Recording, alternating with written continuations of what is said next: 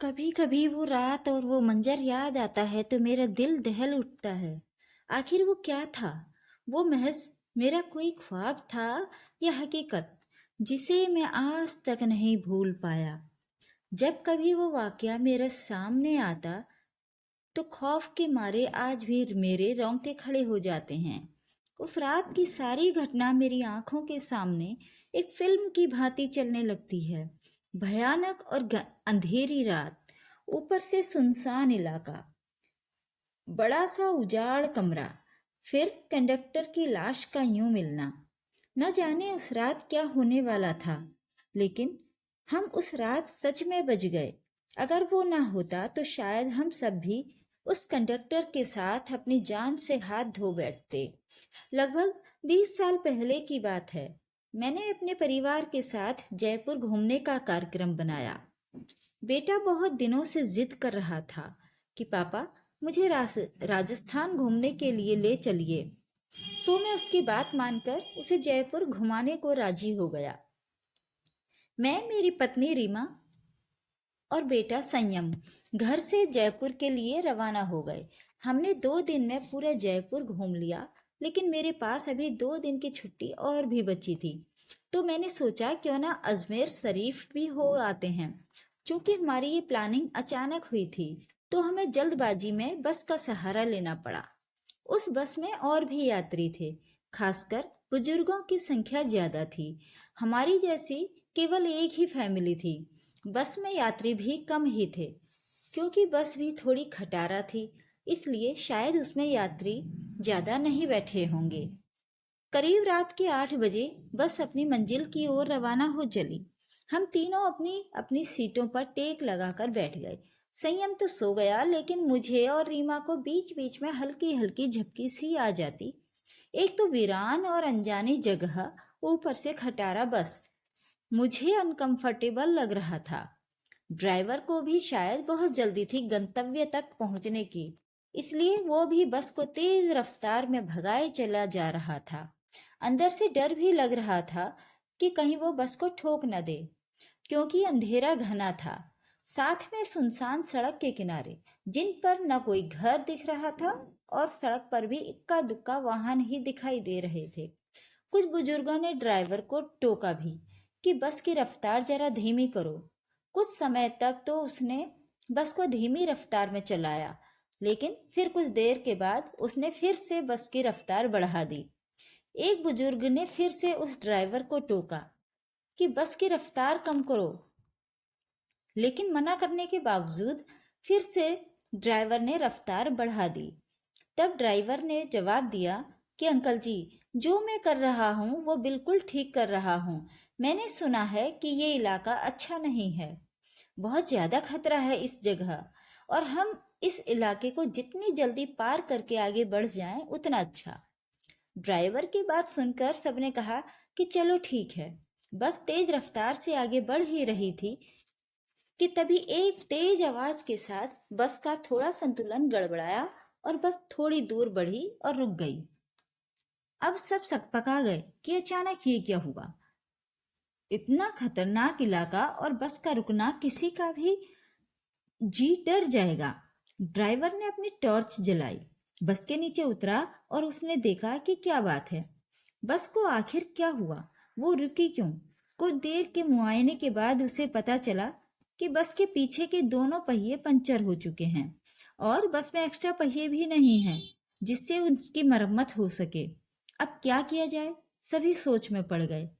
रेतीली अनजान जगह, अमावस की गहरी काली रात, जंगली जानवरों का डर,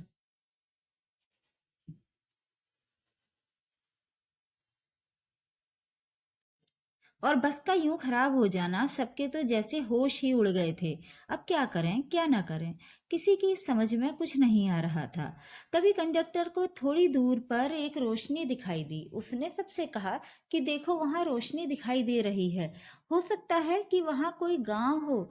चलो सब वहां चलते हैं, शायद रात भर के लिए कोई सुरक्षित जगह मिल जाए। अगर एक कोठरी भी मिल गई तो सब वहां एक साथ बैठकर रात तो गुजार ही सकते हैं। सब कंडक्टर की बातों से सहमत हो गए। सबने अपना अपना सामान उठाया और चल पड़े उस रोशनी की ओर। जैसे ही वो सब उस रोशनी के नजदीक पहुंचे तो हमें एक बड़ी सी कोठरी दिखाई दी, जिसे देखने से लग रहा था कि वो कोई बहुत पुरानी सराय है जहां भूले भटके मुसाफिर रुकते होंगे। सब कोठरी के दरवाजे के बाहर खड़े हो गए। ड्राइवर ने हिम्मत करके दरवाजे की सांकल खटखटाई। एक बहुत ही बूढ़े व्यक्ति ने दरवाजा खोला। उनके सिर पर एक बड़ी सी पगड़ी थी। गले में पुराने जमाने का कोई आभूषण था। कानों में भी कुंडल पहन रखे थे। कुर्ते के ऊपर उन्होंने एक सदरी पहन रखी थी, कमर में धोती, पैरों में पुराने जमाने की ऊंट के चमड़े की बनी मोजड़ी पहन रखी थी और हाथ में एक बड़ा सा लठ ले रखा था। वो और उनका पहनावा बहुत ही अजीब लग रहा था। तभी कंडक्टर ने बड़ी हिम्मत करके कहा, ताऊसा, बस पंचर हो गई है। हम सबको रात गुजारने के लिए अगर आपकी कोठरी में थोड़ी जगह मिल जाती तो बड़ी मेहरबानी होती। उस कोठरी के मालिक बोले, डरने की कोई जरूरत ना है। ये सराय तो मैंने भूले भटके मुसाफिरों की मदद करने के लिए बनाई है। मैं चौधरी सुमेर सिंह और हमारी घरवाली धन्नो ही मुसाफिरों का ख्याल रखते हैं। आप सब लोग भीतर पधारो। जो हम दोनों से बन पड़ेगा तो आपकी मदद करेंगे। कंडक्टर बोला, बहुत बहुत धन्यवाद ताऊसा। बड़ी मेहरबानी जो इस अनजान जगह में आप हमारी मदद करने को राजी हो गए। चौधरी सुमेर सिंह बोले, इसमें धन्यवाद की के बात है, ये तो हमारा फर्ज है। हमारे को बहुत खुशी हुई जो आप लोग हमारे यहाँ पधारे। ये रहा पानी से भरा मटका। इस बड़ी सी डलिया में पूरियां रखी हैं और उस बड़ी सी बटलोही में आलू की तरकारी होगी। ये रहे पत्तल और आप सब अपना खाना परोस लीजिए। महिलाएं धन्नो के पास चली जाएं और पुरुष मेरे साथ आ जाएं। जल्दी से सब खाना खा लो और जिसे बाहर का काम निपटाना हो वो निपटा आए, क्योंकि 12 बजे के बाद कोई भी बाहर नहीं निकलेगा और ना मैं किसी को बाहर निकलने दूंगा और कोई भी इसका कारण नहीं पूछेगा। सबके पास अपनी अपनी हाथ घड़ी होगी। समय के अनुसार काम करके सोने के लिए लेट जाओ। ये रहे कंबल, सब बिछा लो। हम सब ने चौधरी सुमेर सिंह की सारी हिदायतों के अनुसार काम किया और कंबल बिछाकर लेट गए। जिनके पास अपने अपने शॉल और चादर थे वे सब ओढ़कर लेट गए। क्योंकि मेरे पास ओढ़ने वाला बड़ा कंबल था, इसलिए मैंने बेटे को अपने साथ सुला लिया और मेरी पत्नी औरतों के साथ अपना शॉल ओढ़कर लेट गई। चौधरी जी ने एक बार फिर सबको बाहर न जाने की हिदायत दी और सबको सोने के लिए कहा। लगभग 12 बजे के बाद ना जाने कंडक्टर को क्या सूझी, उसे बीड़ी पीने की तलब लगी और वो बाहर जाने लगा। चौधरी जी ने उससे बहुत रोका, लेकिन वो नहीं रुका। कंडक्टर के बाहर जाने के बाद चौधरी जी ने जल्दी से कोठरी के किवाड़ बंद किए और साथ में पटरे की मदद से किवाड़ को मजबूती से बंद कर दिया कि कोई भी भीतर ना आ सके, और सारे रोशनदान और खिड़कियों को भी बंद कर दिया। कुछ देर बाद बाहर से बहुत बुरी बुरी और डरावनी आवाजें आने लगी। साथ में कंडक्टर की भी आवाज सुनाई दी। वो चिल्ला चिल्ला कर बचाओ बचाओ चिल्ला रहा था।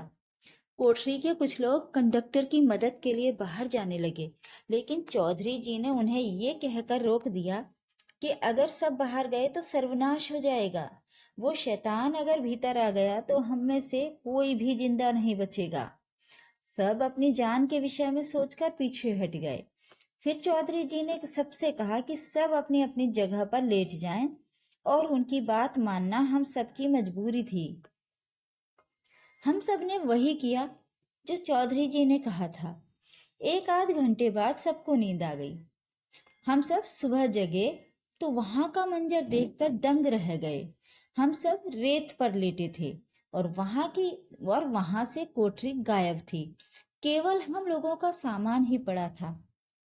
वहां 2 समाधियां बनी थी जिन पर चौधरी सुमेर सिंह और धन्नो सिंह लिखा था। हम सब ये देखकर हैरान थे कि आखिर रात को जो हुआ था वो ख्वाब था या हकीकत। तभी वहां से एक चरवाहा अपनी भेड़ों के साथ निकला। उसको हम लोगों ने सारी बात बताई तो उसने बताया कि यहाँ बहुत समय पहले एक सराय हुआ करती थी, जिसकी रखवाली चौधरी सुमेर सिंह और उनकी पत्नी धन्नो किया करते थे।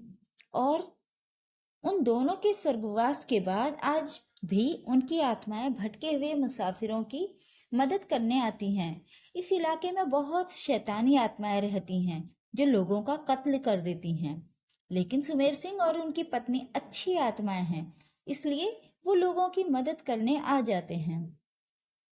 ये सब कहकर चरवाहा वहां से चला गया, लेकिन हम सबके मुंह और आंखें खुली की खुली रह गईं। फिर हम सबने अपना अपना सामान उठाया और बस की ओर आए। देखा तो वहां कंडक्टर की लाश लहूलुहान पड़ी थी। वो सब देखकर हम सबका दिल दहल गया।